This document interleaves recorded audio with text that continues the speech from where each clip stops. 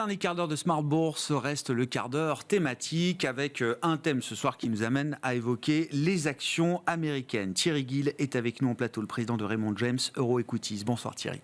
Bonsoir. Merci beaucoup d'être là. Je suis ravi de vous retrouver dans cette semaine de rentrée, en tout cas pour l'émission Smart Bourse. Et donc on dresse un état des lieux des grands marchés, du marché action américain.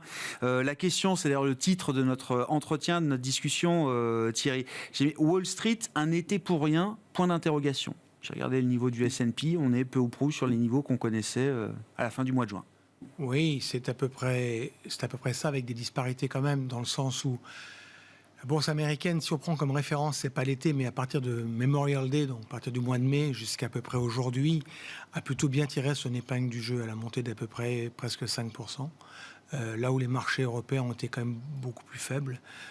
L'Eurostoxx a perdu presque 2,5%, le CAC a perdu 1,5%. Donc le marché américain s'en est plutôt bien sorti. Alors vous êtes venu avec un graphique justement. Alors on va prendre la période, c'est la période Memorial Day, Labor Day, c'est ça qui vous intéresse, avec alors différents benchmarks, différents indices américains qu'on va pouvoir afficher. Donc Memorial Day c'est fin mai, c'est ça. Labor Day aux États-Unis, j'ai vu le 4 septembre. C'est lundi prochain. C'est lundi prochain. Et alors sur cette période, ça c'est la performance historique moyenne des indices américains. Alors que vous avez décomposé avec effectivement, il y a des indices growth, des indices value, des indices mid cap, des indices large cap, etc. Mais bref, tous les indicateurs du marché américain sont historiquement en moyenne dans le vert sur cette période Memorial Day, Labor Day. Absolument. C'est une période où en fait, et on le voit sur ce graphique, il y a aussi bien de la croissance ou de la value. Au milieu, vous avez effectivement la performance du Standard & Poor's 500 qui a monté de 4,8%. Et c'est là donc où je vous expliquais que finalement, sur cette durée, le marché américain s'est finalement pas trop mal défendu. On sait que c'était en grande partie lié à une partie de la tech. Mais encore une fois, je parle d'une période qui a démarré au mois de mai.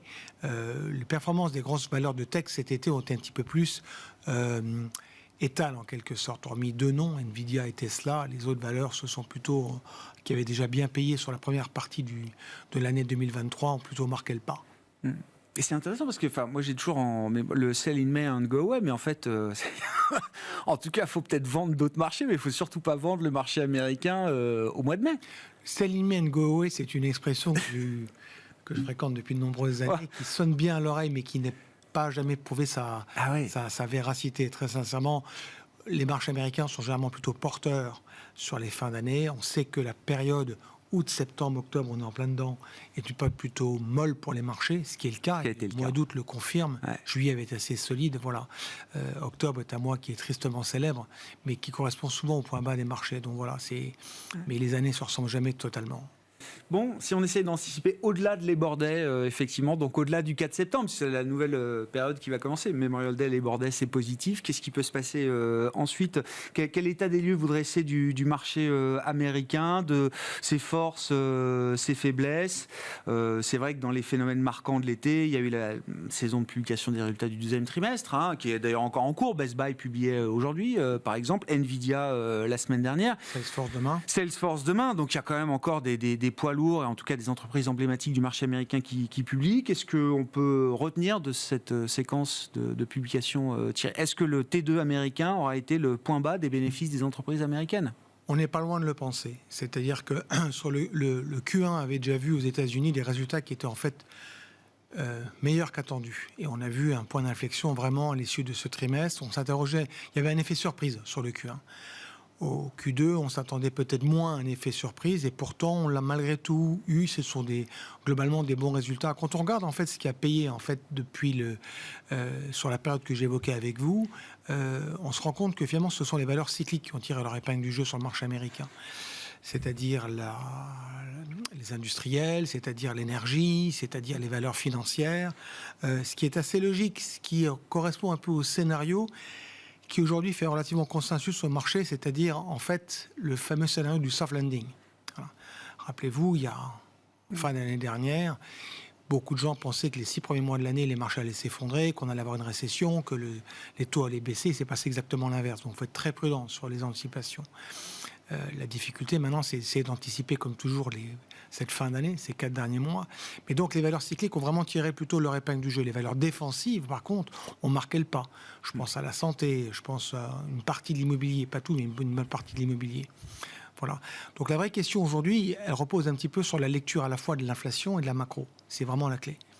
Et à ce sujet, sur l'inflation, on le répète chez nous depuis de nombreux mois, je ne peux pas dire que ça n'est plus un sujet, mais c'est vraiment ancré. Alors, beaucoup de nos clients nous avaient demandé la semaine dernière qu'est-ce que Powell va dire. Sur quoi j'ai répondu un petit peu par une pirouette en disant Powell, il va surtout attendre les chiffres de cette semaine, c'est-à-dire jeudi, comme vous le savez, la lecture de l'inflation, qui est la lecture préférée de la Fed. PCE, Voilà. Et globalement, si vous sortez un chiffre corps à 0,2, le chiffre brut, il sera pas très bon, autour de 0,7, parce qu'il y a eu pas mal de... les retailers vont avoir un impact plutôt négatif. Entre autres, il y avait l'Amazon Day qui peut avoir un impact négatif. Mais la lecture corps, on attend à 0,2. Si vous... C'est un mois sur l'autre. Ouais, c'est du month over month. Si vous sortez 0,2, ça sera bien. Parce que là, on sera plus sur un phénomène mensuel, mais sur une tendance à 3 mois. Et là... il faudrait être de mauvaise foi pour ne pas se dire l'inflation est en voie de résolution. Il l'a signalé dans son discours rapide de Jackson Hole. Donc il regarde évidemment les mesures d'inflation traditionnelles et puis il y a des mesures expurgées. Donc maintenant on regarde le Core Services ex Housing. Donc c'est l'inflation dans les services cœur en dehors des phénomènes immobiliers, en dehors de l'immobilier du logement, du poids du logement dans les indices d'inflation. Sur cette métrique-là, Jérôme Powell a affirmé qu'il y avait des signes encourageants, ce qu'il ne disait pas il y a encore un mois ou deux. Oui, il y a une évolution qui est importante. La composante immobilière dans l'inflation américaine, c'est à peu près, je dis bien, 45% de l'indice. La composante salariale, c'est l'autre impact. Ça, c'est le deuxième chiffre très important. Vendredi, on est le premier vendredi du mois, donc traditionnellement, chiffre du chômage américain. Et là, il faudra voir l'évolution des salaires. Si on est sur un rythme, ce qu'on avait le mois dernier, 35 bips, si vous l'annualisez, ça vous met 4,2, ça sera acceptable. Ouais. En fait, tout l'enjeu de la Fed, c'est de réussir cette espèce de tour de passe-passe où, et ça sera vraiment mettre au crédit de Powell, qui a démarré un peu tard, mais qui pour l'instant a pris la mesure des choses, c'est que si vous êtes sur une inflation que vous arrivez à contenir, et il veut ces 2%, le discours de la semaine dernière, c'est ça ne sera pas 3%. Il va essayer de s'approcher de 2. Et que de manière concomitante, vous arrivez à avoir un niveau de chômage qui sera acceptable. La Fed, je pense, se satisferait d'un niveau de 4,2, 4,3, 4,5 l'année prochaine. C'est des chiffres qui nous font rêver en Europe. Ça serait, si le prix à payer, c'est de passer 3,5 à 4,5, il aurait gagné son pari. Oui, on est loin du niveau de douleur qu'on imaginait il y a encore quelques mois. Si on arrive à stabiliser les prix et 4,5 de taux de chômage aux États-Unis, vous dites que ce sera une victoire pour la Fed. Oui, ça sera objectivement une victoire pour la Fed. Et ça se présente plutôt bien. Voilà. Ouais. Après, tout l'enjeu et les débats suivants, c'est le débat d'effectivement récession par récession et... Oui, c'est ça. Quel niveau de douleur, par quel niveau de douleur il faut passer, ou de refroidissement de l'économie il faut passer. De ce point de vue-là, il y a toujours... Alors, ça commence à faire longtemps qu'on en parle maintenant, mais dans les marchés, il y a toujours ce facteur technique de la courbe des taux. Et une courbe des taux aux États-Unis qui reste quand même très inversée. Alors, tout dépend effectivement les écarts qu'on prend et qu'on regarde. On peut regarder 3 mois, 10 ans, on peut regarder 2 ans, 10 ans, généralement, c'est ça. Donc, on voit cette courbe de taux, cette inversion de la courbe des taux aux États-Unis. Là aussi, il faut mettre un peu les choses en perspective. Vous dites, et ce que disent les stratégistes que vous suivez chez Raymond James, Thierry, c'est que le problème, c'est pas l'inversion de la courbe des taux. Généralement, le problème, il arrive quand la courbe des taux commence à se repentifier. D'où ce graphique, effectivement, vous voyez à l'écran toutes les zones qui sont grisées sont des... Alors, ça remonte jusqu'aux les récessions, 80, généralement, oui. Sont des récessions. Ouais. Et la ligne bleue, en fait, c'est le différentiel taux 2 ans, taux 10 ans. Vous voyez qu'en fait, les lignes grises n'apparaissent que lorsque les lignes bleues sont repassées au-dessus d'une zéro positif par la ligne noire. Voilà. Donc, on se porte forcément à aujourd'hui, on regarde sur la partie droite du graphique, et on voit que la ligne bleue a atteint un niveau de moins 100 BP, c'était fin juillet. Et donc, toute la question c'est de comprendre déjà pourquoi est-ce que les taux 10 ans se sont retendus en début de mois. Alors, nous, on fait une lecture un peu différente. On pense que ce n'est pas tant lié à l'activité économique que certains phénomènes techniques. Un des premiers, c'était effectivement les Japonais qui ont modifié leur taux directeur et qui a eu pour impact c'est ce que dit notre stratégiste. Il dit quand vous avez des économies comme le Japon, alors c'est plus vrai sur la Chine, tournées vers l'extérieur et qu'à un moment donné ils veulent défendre leur monnaie, ils vont vendre en quelque sorte leur bijou de famille, qui est souvent de la dette souveraine américaine. Et ceci a contribué en partie à une relative fermeté du taux 10 ans américain. Alors après, la lecture, c'est qu'est-ce qu'on fait du taux 2 ans. Là, l'interprétation que nous on en fait, c'est plutôt sur les raisons techniques, car vous savez que depuis la mi-juin dernier, le gouvernement américain a décidé effectivement de déplafonner la dette. Donc, ça permet au Trésor américain de d'émettre comme jamais. D'émettre, mais sur des échéances courtes, de 10 ans. Voilà. Et donc, ce qui nous intéresse, c'est ce spread. Quand est-ce que ce spread va repasser positif ?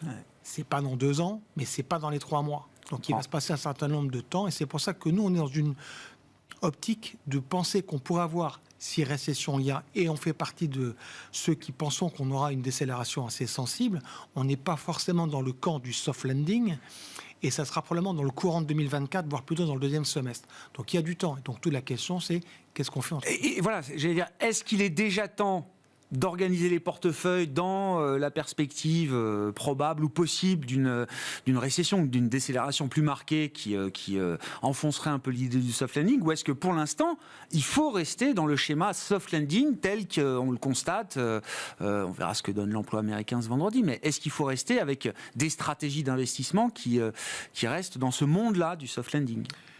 Je réponds un peu par une pirouette, dans le sens où je pense qu'il est compliqué de savoir, et on ne saura probablement pas avant la fin d'année, quel scénario va prévaloir. Franchement, c'est difficile de savoir aujourd'hui, soft landing, chacun ses convictions, ou mal... Récession, stagflation, on en discutait avant, c'est du un tiers. Hein, voilà. Donc une manière, je pense, d'aborder, je parle des marchés américains, c'est essayer d'aller trouver des thèmes, et c'est ce qu'on essaye de faire chez nous.